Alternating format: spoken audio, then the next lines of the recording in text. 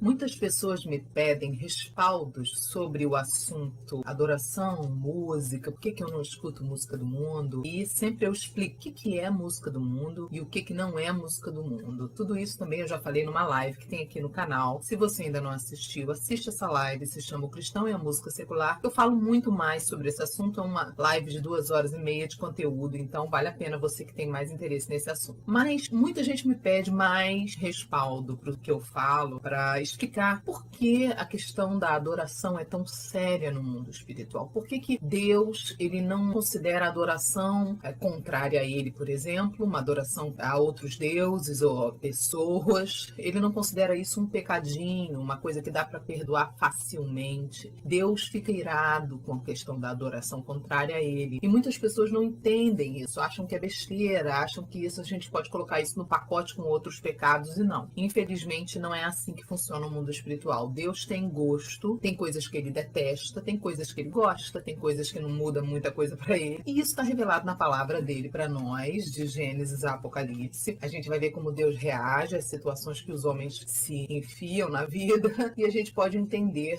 um pouco do que Deus pensa, um pouco do conceito de Deus. Sobretudo que as pessoas faziam, Deus mostra a reação dele, o que ele acha bom, o que ele acha ruim, o que ele gosta, o que ele detesta. Amém? Muitas pessoas perguntam para mim, Sara, o que é a música do mundo? Música do mundo não é necessariamente uma música que toca no mundo, que passa na televisão do mundo. Não, música do mundo é aquela música que veio inspirada para alguém pelo espírito que governa o sistema corrompido deste mundo. Entendeu a diferença? Existem muitas músicas que são inspiradas por Deus para pessoas que são cristãs e que tocam no mundo, por algum motivo, aprove a Deus fazer com que aquela música ficasse famosa no mundo. Um exemplo ótimo é a música O Happy Day, que foi, por exemplo, tema de um filme muito antigo com a Whoopi Goldberg, chamado Mudança de Hábito. Esse era o título no Brasil. Era uma música super gospel, que foi o maior sucesso na época, e entre várias outras músicas. Não significa que essa música não seja gospel, entendeu? O fato dela tocar no mundo, mas aquilo que vem do espírito do mundo, aí sim, e por isso você precisa saber quem é a pessoa que compõe, porque é o que está na vida daquela pessoa que vai ser liberado. Quem tem o Espírito Santo vai receber inspiração, logicamente, do Espírito Santo de Deus, e por isso vai fluir músicas celestiais através da vida de uma pessoa que tem o Espírito Santo. Por isso que eu, particularmente, só escuto músicas de cantores, de ministros que eu conheço um pouco da vida, pelo menos, sei que a pessoa é verdadeiramente convertida e convertido, e sei que aquela pessoa compõe as próprias músicas, ou seja, recebe de Deus a inspiração. São essas pessoas que eu escuto. Eu quero mostrar um pouquinho para vocês na história de Salomão. Aqui em 1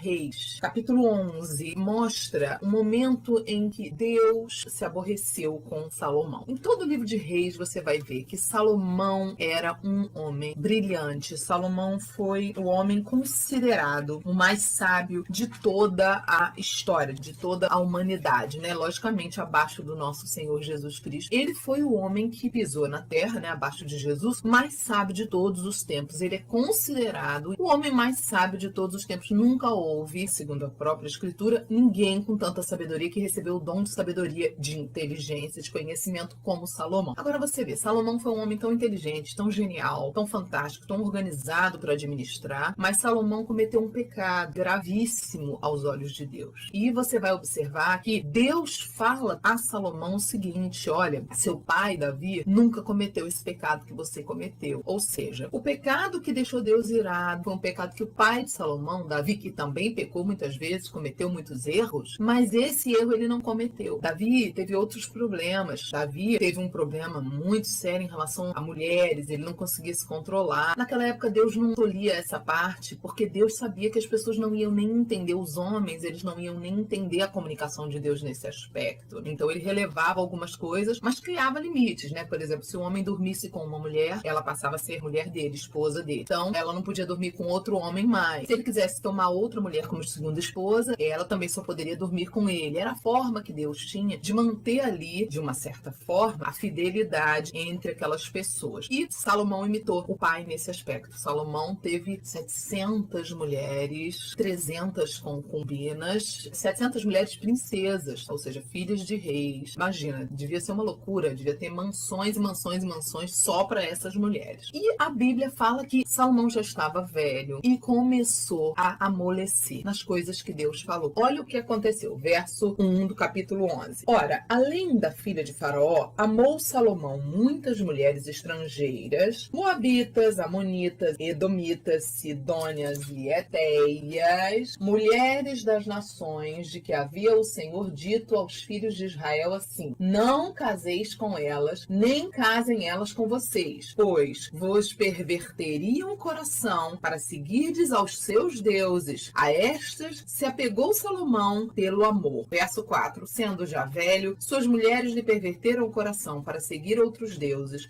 e o seu coração não era de todo fiel para com o Senhor, seu Deus, como foi o coração de Davi, seu pai. Verso 5. Salomão seguiu a Astarote, deusa dos Sidônios, e a Milcom, abominação dos Amonitas. Verso 6. Assim fez Salomão, que era mau perante o Senhor, e não perseverou em seguir ao Senhor como Davi, seu pai, perseverou. Verso 7. Nesse tempo, Salomão edificou um santuário a Quemos, um deus pagão, tá, gente? Que era a abominação de Moabe, sobre o monte fronteiro a Jerusalém. Ele levantou um santuário, um templo para esse deus pagão Quemos, sobre o monte fronteiro a Jerusalém, em cima do monte de frente para Jerusalém. E também edificou um santuário a Moloque, a abominação dos filhos de Amon. Não sei se vocês estão lembrando, Moloque é aquele deus, entre aspas, deus com D minúsculo pagão, que tinha uma estátua assim, com a mão assim, que as pessoas, na época, os pagãos, colocavam os bebês ou crianças ali e ofertavam seus filhos em sacrifício humano para serem queimados por esse deus Moloque. É daí desse nome que vem a palavrinha moleque. Por isso que eu sempre falo para os pais não chamarem os filhos de moleque nem de brincadeira, porque é uma referência ligada, depois de muita mudança, né, de linguagem, ao deus Moloque. A origem dessa palavra moleque é o deus Moloque. Não use essa palavra, ok? Jamais. É religiosidade. Não é, não. É uma ligação espiritual, sim, que tem nessa palavra. Agora, presta atenção para você entender. Salomão, que foi anteriormente considerado o homem mais sábio de todos os tempos. O nível do que Salomão fez besteira foi o nível que ele chegou a construir templo para um deus desse, que pedia criança como sacrifício humano. É muito grave. Como é que um homem que teve o nível de inteligência de Salomão pode ter chegado a tal degradação, tal destruição mental? Quero que você pense, não é só o cara ter ficado velho. Pense comigo aqui. Não é só isso. Aconteceu do coração dele se perverter, como a Bíblia fala, por causa das mulheres. Ele foi gostando das mulheres, foi abrindo concessão com aquilo que Deus não tolera jamais. O que Deus não tolera, gente? Você vai ver isso lá em Mateus capítulo 4, quando Jesus é levado pelo Espírito Santo até o deserto para ser tentado pelo diabo, porque fazia parte do chamado de Jesus, fazia parte das provas que Jesus teria que passar, ser tentado pelo diabo para poder ser aprovado para o ministério dele. Quando Jesus chega lá, o diabo tenta ele com várias coisas, mas na hora que o diabo tenta ele com isso aqui, adorar a alguém que não é o Senhor Deus. Quando o diabo diz para ele assim, olha, eu vou te dar tudo, desde que você faça uma coisa para mim. Prostre-se e me adore. Prostrar significa atitude e adorar significa culto. Quando o diabo fala isso para Jesus, você vai ver que a narrativa do texto de Mateus 4 muda e tem um ponto de exclamação que representa um grito ali de Jesus para o diabo dizendo, retira-te, Satanás. Porque está escrito, somente ao Senhor teu Deus darás culto, somente a ele você dará a sua adoração. Então, isso é uma coisa muito, muito séria. Por quê? Porque Deus não tolera adoração a outros deuses. Eu sempre tenho falado nas igrejas há mais de 15 anos sobre os pilares de queda que nós temos que vigiar. Principalmente esses dois pilares, que são relação sexual fora do casamento, antes do casamento ou extraconjugal, e adoração contrária a Deus ligada às artes. São os dois pilares mais perigosos para as pessoas caírem. Por quê? Porque esses dois pilares, eles incluem adoração. Ou você vai fazer essas duas coisas ligado à adoração a Deus, ou você vai fazer essas duas coisas ligado à adoração ao inferno. Ah, não, eu não acredito que relação sexual tem a ver com adoração. Tem. Por quê? Porque agora o templo é você. O templo sou eu. Nós somos o templo do Espírito Santo, onde o culto acontece. É dentro de nós que o Espírito Santo habita. Então, a relação sexual ela tem o poder de fazer as pessoas se tornarem um só espírito. E o que está dentro de um passa para dentro do outro e vice-versa. E se a pessoa tiver um demônio, se for feito muito antes do casamento, o diabo já tem o direito de agir. Se você faz algo fora do casamento, já vem demônios também para dentro, traz para dentro da sua casa. Ou seja, não se brinca com um assunto que está envolvendo culto e adoração. Todas as vezes na Bíblia que o povo de Israel se dobrava e joelhava diante de estátuas de outros deuses que não eram o nosso Senhor, todas as vezes que acontecia isso com o povo de Israel, Deus, quando falava com o povo, pela boca dos profetas, usava palavras relacionadas a sexo. Ele falava assim: vocês me adulteraram, vocês se prostituíram contra mim. A palavra que Deus usava para adoração contrária era sempre sexo fora do casamento. Ou seja, Deus considera sexo fora do casamento e a adoração contrária a ele a mesma coisa. Por isso que estão totalmente interligados, não dá para separar. Mesma coisa as artes, todas as artes foram criadas primeiro no céu. É onde você vai achar isso? Tem a live aqui no canal, assiste, mas lá em Ezequiel 28, a partir do verso 12, você vai ver Deus descrevendo quem era o anjo-chefe das artes no céu, especialmente da música.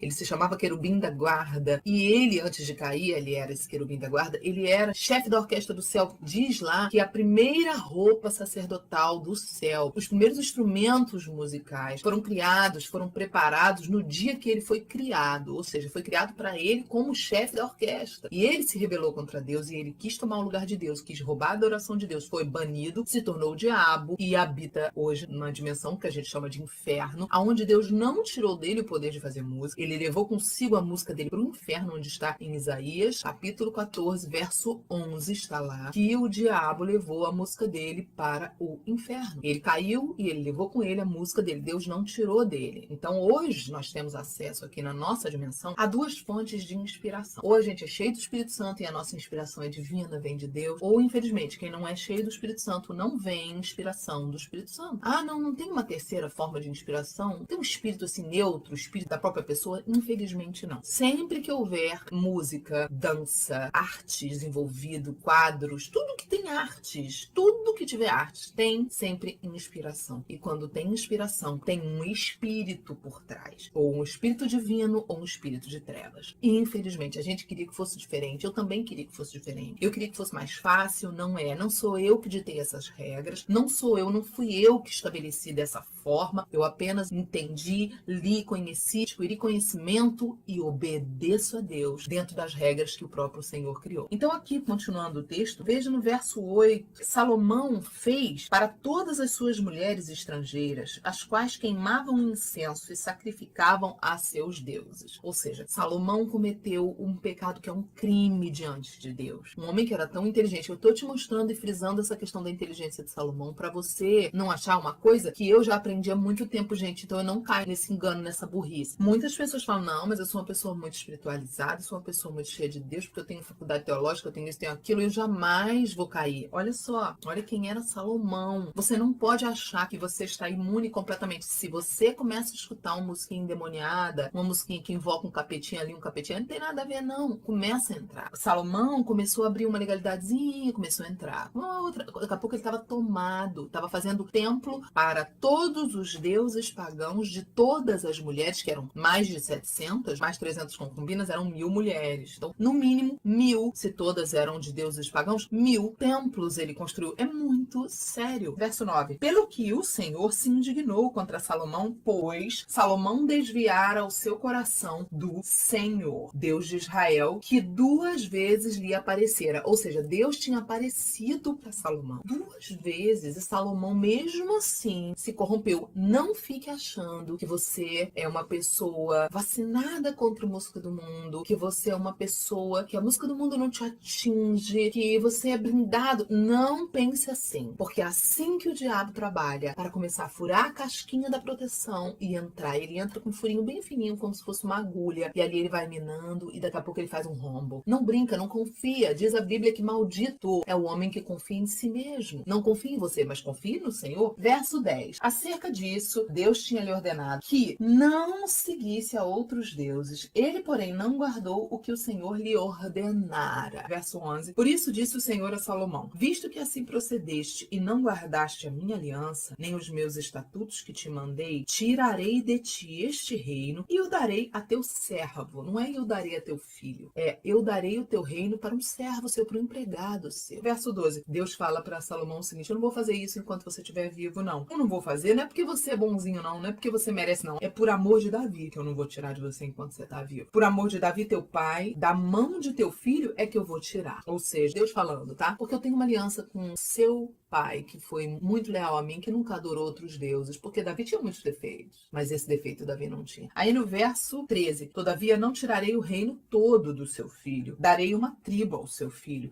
por amor de Davi, meu servo, e por amor de Jerusalém, que eu escolhi. Ou seja, Deus tem gosto, Deus tem a nação que ele escolheu, mas aqui também é uma promessa, porque o Messias viria da linhagem de Davi, e por isso Deus estava cumprindo a palavra dele. Verso 26, Jeroboão, filho de Nabate, efraimita de Zereda, servo de Salomão, e cuja mãe era mulher viúva, que tinha o nome de Zerua, levantou a mão contra o rei. Esse homem, Jeroboão, vai se tornar o rei e vai tirar o reino de Salomão, como Deus falou pela boca do profeta, dizendo que ia tirar o reino dele, ia dar para um servo, para um empregado dele, e vai acontecer muita confusão. No verso 29, fala assim: sucedeu nesse tempo que, saindo Jeroboão de Jerusalém, encontrou o profeta Aías, o Silonita, no caminho. Este se tinha vestido de uma capa nova, estavam só os dois no campo. Aías pegou da capa nova que ele tinha sobre ele, rasgou ela em 12 pedaços. 31. E ele disse o seguinte para Jeroboão: toma 10 pedaços da minha capa, porque assim diz o Senhor Deus de Israel: eis que eu rasgarei o reino da mão de Salomão, e a ti darei 10 tribos. Porém, verso 32, Salomão terá uma tribo, por amor de Davi, meu servo, por amor de Jerusalém, a cidade que eu escolhi de todas as tribos de Israel. Verso 33, porque Salomão me deixou e se encurvou a Astarote, deusa dos Sidônios, e a Quemos, deus de Moabe, e a Milcom, deus dos filhos de Amon, e não andou nos meus caminhos para fazer o que é reto perante mim, a saber, os meus estatutos, os meus juízos, como fez Davi, seu pai. Deus ficou muito irado, porque Salomão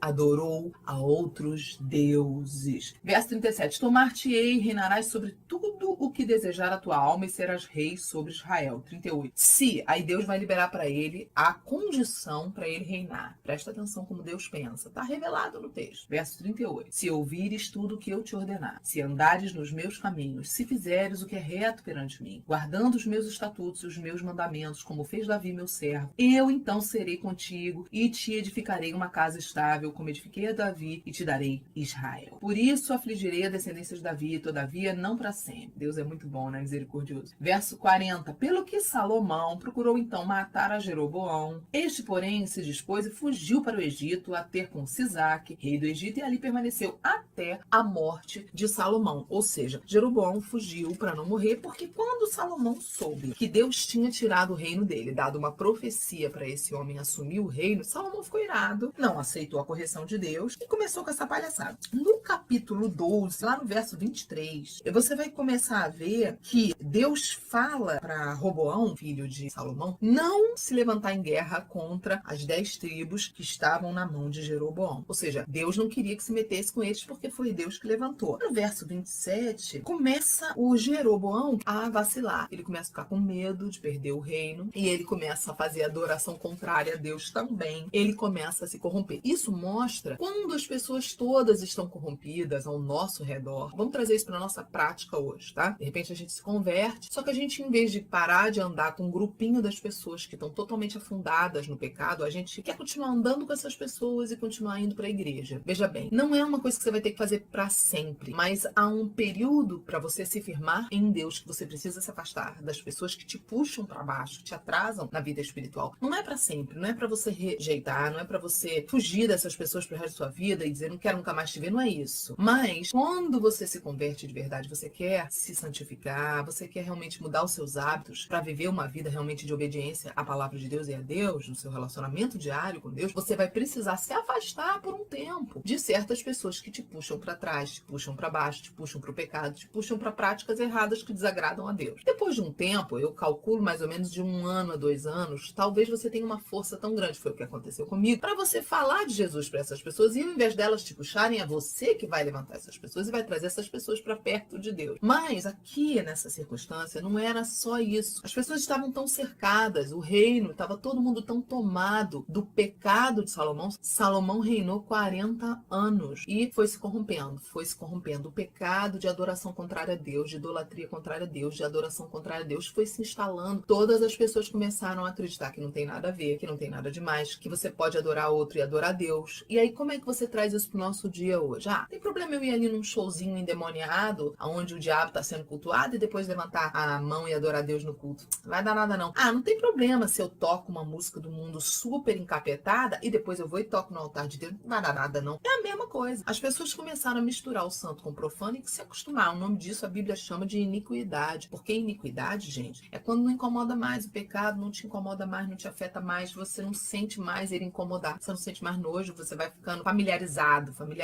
com o pecado. Você vai ficando íntima assim do pecado. Isso chama-se iniquidade. É o pecado que a pessoa não se arrepende mais, não incomoda mais. A pessoa vai se afundando, vai se tornando iníquo. E é uma coisa gravíssima. Quando Deus fala de iniquidade, ele fala assim, que quase já não tem mais jeito para a pessoa. Então a gente tem que acordar rápido e voltar rápido para o Senhor, pedir para ele gerar no nosso coração arrependimento, santidade e pureza, porque santo não é aquele que nunca se suja, não é aquele que nunca erra, que nunca peca, que nunca se suja na sujeira do pecado. Não, santo é aquele que está sempre constantemente se lavando, se limpando. Por quê, gente? Porque todos os dias a gente lida com o mundo, lida com tentação, lida com ataques nas nossas vontades. A gente lida com artes profanas todos os dias. Você liga a televisão, você liga a internet, você vai no cinema, você vai no teatro, qualquer coisa que você vai fazer, tem sempre alguma coisa, uma música endemoniada, alguma coisa no meio, sempre tem. Você tá andando na rua, tem uma foto no outdoor de uma mulher pelada, do homem pelado, tudo tá envolvendo arte. Tem sempre uma coisa mundana no meio. Então todos os dias nós vamos nos santificar. Todos os dias nós vamos buscar limpar nossa mente, nossas percepções, pedir o Espírito Santo para transformar a gente. Não é uma vez só pro resto da vida, agora você tá limpo. É todos os dias. O maná da vida espiritual hoje, ele é diário também, como naquela época, entendeu? Então aqui você vai ver que começa uma loucura na vida de Jeroboão. Jeroboão começa a cair, Deus começa a se zangar com ele, e aí acontece uma situação onde um profeta é enviado por Deus para dar uma palavra de confronto para Jeroboão, que Deus tinha passado o reino de Salomão, mas Jeroboão, como muitos outros, já estava corrompido. Assim como Roboão, filho de Salomão, Jeroboão estava corrompido. Todo mundo, na verdade, a maioria estava corrompido. Como hoje. Olha o cenário de hoje, se não é parecido com isso, gente. Hoje são poucas pessoas que você conta no dedo. Primeiro, quem é cantor gospel que não escuta a música do mundo. Segundo, você conta no dedo quem é cantor gospel, não escuta a música do mundo e tem coragem de levantar essa bandeira e de falar e de dizer não escutem. Porque a maioria, quem não ouve, não quer treta, não quer entrar, não quer polêmica, porque quer ficar de boa sussa. E eu brigo, eu falo, gente, o silêncio de vocês é a força que pessoas que ouvem, ainda postam no carro,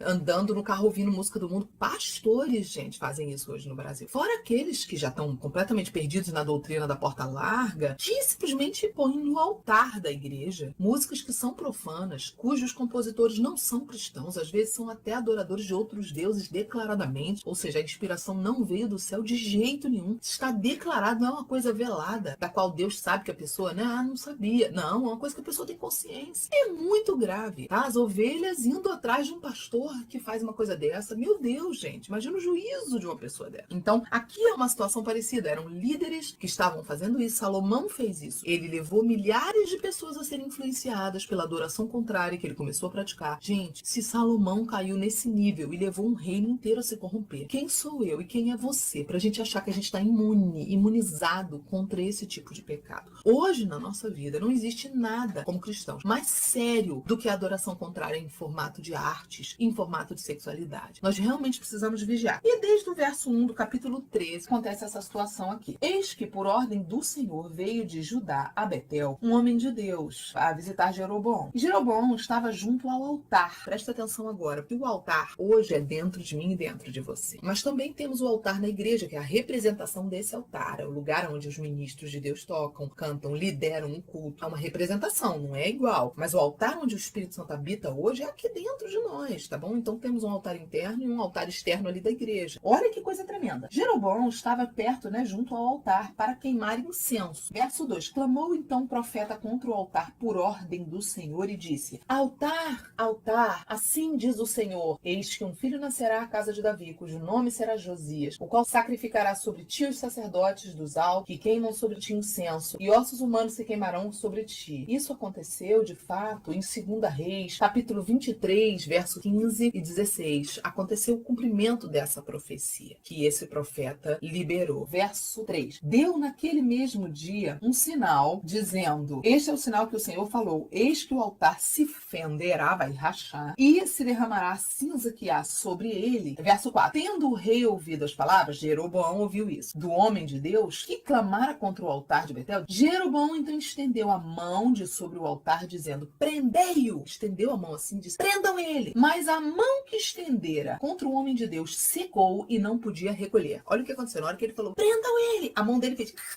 e ficou dura. E cena de filme, tá? E aí ele, meu Deus! E começou, desesperou, porque ele viu que não era contra o profeta, que não era uma coisa da cabeça do profeta, era o próprio Deus que estava confrontando ele. Verso 5. O altar então se fendeu, rachou, como ele tinha falado, e a cinza se derramou do altar, segundo o sinal que o homem de Deus apontara por ordem do Senhor. Verso 6. Então disse o rei Jeroboão ao homem de Deus: implora o favor do Senhor teu Deus e ora por mim, para que eu possa recolher a mão. Então o homem de Deus implorou o favor do Senhor, e a mão do rei se recolheu e ficou como antes. Olha isso, o cara: prendam ele, mata ele, porque ele tá me confrontando. Aí Deus travou a mão do cara. Aí, pelo amor de Deus, ora, pede pra Deus restaurar minha mão. Aí Deus restaura, solta a mão dele. Olha pra você entender quantas vezes isso não acontece hoje, né? Uma pessoa chega... Eu não tenho nem como contar quantas vezes isso já me aconteceu. A pessoa vai afundando, vai caindo pro buraco, vai indo pro fundo do poço, aí a pessoa me procura: pastora, eu estava ouvindo música do mundo, tava afundando, tava indo em show, tava indo em balada, tava indo nisso, tava indo naquilo, blá, blá, blá, blá. Aí minha vida tá toda destruída, ora por mim. Aí eu oro. Aí a pessoa renuncia, aí a pessoa abre mão. Mas se a pessoa não se mantém firme, ela volta de novo, e depois quer de novo que a gente ora de novo. Olha que loucura. E fica nessa lenga-lenga, entendeu? E não muda de vida. Fica tratando Deus como se fosse uma brincadeira, entendeu? Verso 7. Disse o rei ao homem de Deus: vem comigo a casa e fortalece-te, e eu te recompensarei. Ou seja, o rei já queria trazer o profeta para perto dele para recompensar, talvez até para comprar o profeta, para fazer um conchavo ali com o profeta, para ter esse profeta perto dele. E o profeta não podia estar envolvido dessa forma, porque estava todo mundo contaminado com a adoração contrária. E Deus tinha dado uma ordem para o profeta. Olha a ordem, verso 8. Porém o homem de Deus disse ao rei: ainda que você me desse metade da tua casa, eu não iria contigo, nem eu comeria seu pão, nem eu beberia da água deste lugar. Verso 9. Porque assim me ordenou o Senhor pela sua palavra, dizendo: não comerás pão, nem beberás água, e não voltarás pelo caminho por onde foste. E se foi por outro caminho, e não voltou pelo caminho de onde viera a Betel. Deus tinha falado, o rei Jeroboão tenta corromper ele, tenta comprar ele, tenta aproximar ele dele, tenta trazer ele para perto dele, e acaba que ele se mantém firme e não cede ao rei. Ou seja, eu não posso. Por que ele não podia? Eu tenho uma suspeita aqui. Ele não diz exatamente porque, ele só diz que Deus disse que não. Mas eu tenho uma suspeita aqui, pelo que eu conheço um pouco da vida do mundo espiritual. Deus sabia que aquele profeta, ele era o quê? Humano, sujeito às mesmas paixões que todos nós, aos mesmos estímulos que todos nós. Então Deus estava dizendo o que para ele? Não se misture com essa gentalha, como diria a mãe do Kiko.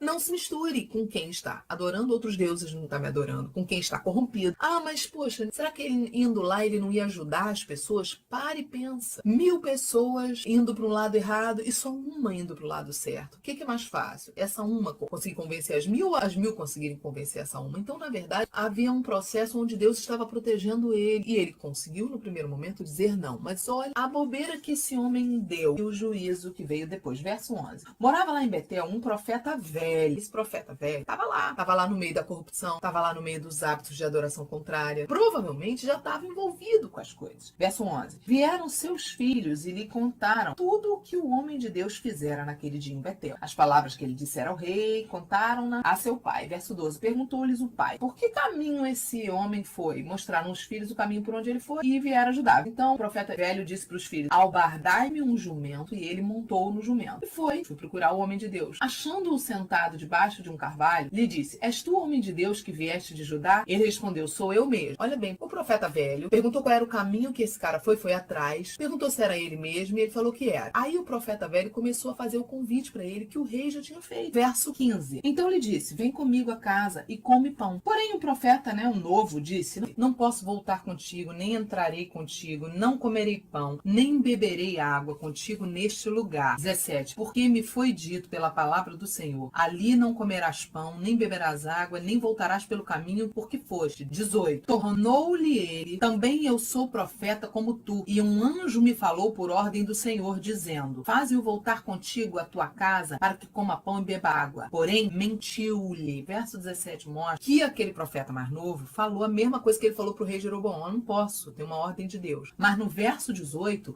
o profeta velho, que estava aparentemente corrompido, por que aparentemente? Porque não está dizendo isso declaradamente, mas ele já vivia naquele lugar que estava todo mundo acostumado com a corrupção. E como é que você sabe que a probabilidade dele estar corrompido ainda é maior? Porque ele fez algo que é um pecado grave. Ele mentiu. E mentiu não foi para um cara qualquer, ele mentiu para um outro profeta. Ele mentiu fazendo com que o outro se desviasse do que Deus mandou o outro fazer, sem nenhum tipo de peso no coração, sem nenhum tipo de sentimento de culpa, o que revela o que no coração desse profeta velho? Iniquidade. Quando a pessoa já não se arrepende, quando o pecado da mentira não incomoda mais, a pessoa já está afundada na iniquidade. E no verso 18 conta que ele inventou para o profeta novo, que Deus tinha falado com ele também, ele inventou uma profetada para o cara, inventou que um anjo tinha revelado para ele. E no verso 19, o que a gente tinha que ler? Que o profeta novo, ele não ficou seduzido pelo profeta velho. Que o profeta novo creu naquilo que Deus falou para ele. E que o profeta novo fez o quê? Enfrentou o profeta velho. Não é porque você é um cara mais velho do que eu vou achar que você sabe mais do meu relacionamento com Deus. O meu relacionamento é individual com Deus. Eu oro,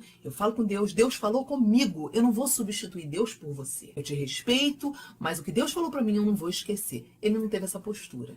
Quando chega no verso 19, você vai ver o que aconteceu com o profeta novo. Então voltou ele e comeu pão na casa do outro profeta. Ou seja, ele desobedeceu a ordem de Deus, porque ele acreditou na profetada desse cara aqui. Verso 20. Estando eles na mesa, veio a palavra do Senhor ao profeta velho, que o tinha feito voltar. E clamou o homem de Deus que viera de Judá, dizendo, assim diz o Senhor, porquanto foste rebelde à palavra do Senhor e não guardaste o mandamento que o Senhor teu Deus te mandara. Antes voltaste a comer esse pão, bebeste água, no lugar em que eu te dissera, não comerás pão, nem beberás água, o teu cadáver não entrará no sepulcro de teus pais. Ou seja, não vai ser enterrado onde os seus pais foram enterrados. 23. Depois do profeta a quem fizera voltar haver comido pão e bebido água, abardou para ele o jumento. Foi-se, pois, que um leão o encontrou no caminho e o matou, e o seu cadáver estava tirado no caminho, e o jumento e o leão parados junto ao cadáver. Ou seja, se cumpriu logo depois a profecia. Deus permitiu que um leão fosse e matasse ele. Deus ficou irado. Por quê? Porque Deus falou para ele, faça assim, faça assado, não se corrompa. A ira de Deus aqui tem a ver com o quê? Com todo o contexto de adoração contrária a Deus. Deus estava dizendo para esse profeta mais novo o seguinte, cara, tá todo mundo corrompido, eu preciso que você se mantenha firme. Eu preciso que você seja radical, porque se você não for radical,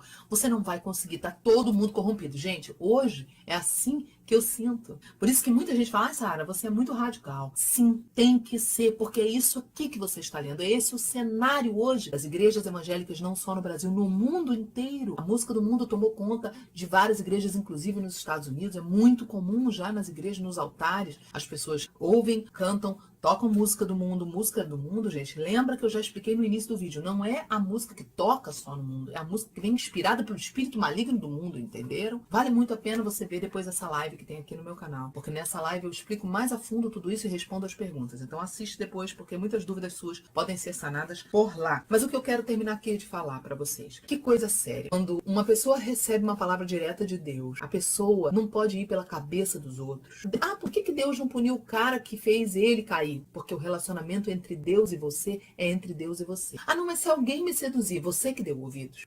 Por isso que eu sou tão radical, por isso que eu não escuto pessoas que vêm mais velhas dizendo, sou crente há anos, escuto música do mundo tal, isso não mudou minha vida, eu não acredito nessa pessoa. Eu sei que tem coisa escondida na vida da pessoa, eu sei que tem coisa que a pessoa nunca rompeu, eu sei que tem áreas que eu sou livre que a pessoa não é. Por quê? Porque eu sei que Deus falou comigo na palavra e eu não vou abrir mão do que Ele falou comigo, Ele falou no meu íntimo, Ele falou e me transformou e vontades que eu tinha mudaram completamente. Então eu não vou abrir mão, como esse profeta aqui abriu, eu não vou fazer isso. Eu vou continuar firme no propósito do Senhor, crendo naquilo que o Senhor me falou. E você que está me ouvindo, você precisa ter o seu relacionamento com Deus. Você precisa falar com Deus sobre isso. Se você tem dúvidas sobre essas coisas, fale com Deus sobre isso, porque Ele vai falar com você e Ele vai te dar no teu coração também entendimento, discernimento, amém? E se você sente assim que nada te incomoda, que você já está num caminho de iniquidade, comece a orar, pedindo ao Senhor para quebrantar teu coração, para gerar arrependimento em você você para que você saia desse caminho, porque é um caminho extremamente perigoso. Amém? No capítulo 15, tá? No final do capítulo 14 vai sendo o final do reino do filho de Salomão, do Roboão, tal. Aí Abias, filho de Roboão, né, já neto de Salomão, reina. E você vai ver que no verso 3 diz que Abias andou nos pecados que o pai dele, Roboão, havia cometido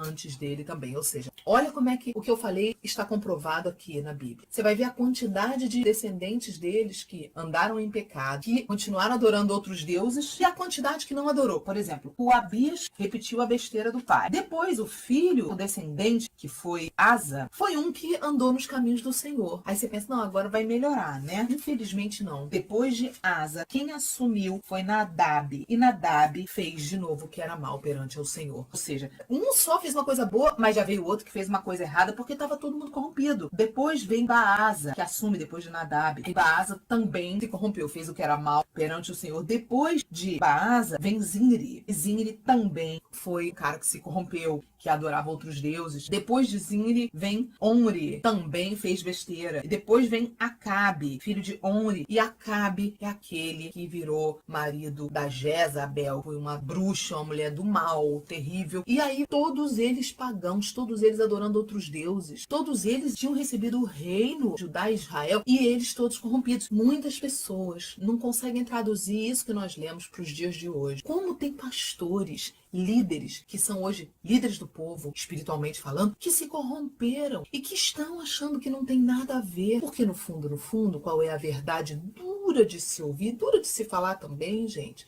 Mas tem que falar. É que esses pastores já começaram a se esfriar, já estão espiritualmente amortecidos. E aí o amortecimento vai roubando o amor por Jesus. E a pessoa já não ama Jesus o suficiente. A pessoa já não consegue mais amar a Cristo a ponto de abrir mão dos próprios prazeres por Jesus. São milhares de pessoas assim que falam, não, Deus me ama, Deus quer a minha felicidade, colocam a própria satisfação acima de agradar a Deus e não percebem. Acham, não, porque é a vida abundante, mas não é a vida abundante que a Bíblia fala que é uma vida espiritual. É uma vida abundante de curtição do mundo, de coisa errada, de pecado, de coisa maligna. Isso não é a vida abundante que a Bíblia fala. Jesus falou muitas vezes pra gente não ficar atrás de curtir essa vida, de curtir esse mundo, porque esse mundo não tem nada pra gente. O que tem aqui pra gente é ajudar pessoas, socorrer pessoas, ajudar pessoas a conhecerem a Deus, a serem salvas, fazer o bem da maneira que a gente puder fazer e amar nossas famílias, nossos parentes, cônjuges. É isso aí que tem aqui pra gente, amar nossos filhos, ensinar os nossos filhos. Não tem mais nada aqui pra gente nesse mundo. O mundo, infelizmente, tá perdido. A gente tem que amar a vida, porque a morte é a nossa inimiga, mas a gente tem que saber que esse mundo tá corrompido e que Deus vai formatar tudo lá, vai fazer novos céus e nova terra, e nós vamos viver para ver isso. Nós todos queremos ver o arrebatamento e a restauração. Não sabemos se vai ser na nossa geração, mas todos queremos. Mas enfim, o que eu quero mostrar para vocês é, nos dias de hoje, a música do mundo e todas as artes profanas e toda a vida sexual fora da vontade de Deus, em desobediência, tem sido os pilares de queda das pessoas, por onde as pessoas têm adorado outros deuses, entristecido o coração de Deus, e que a gente não pode achar que a gente está imune a isso, porque foi isso que aconteceu com Salomão, como eu li aqui com vocês. Salomão achou que ele estava imune a isso, porque a sabedoria dele era muito grande, ele foi se corrompendo, mas foi se envolvendo com as mulheres, foi aprendendo o caminho errado delas. Quando ele viu, ele estava construindo templo para deuses das trevas. E é isso que tem acontecido com muitas pessoas hoje na igreja, nos templos do Senhor. Pessoas que têm construído dentro de si templos das trevas, através de adoração contrária a Deus, com músicas demoníacas, com pessoas que a gente vê que não tem nada de Deus, e outras coisas mais, e outras práticas sexuais. Aquilo tudo tem feito dentro da pessoa uma morada de demônios. Então acorda para a tua vida e limpa essa área da sua vida. Toma uma posição e limpa a sua vida.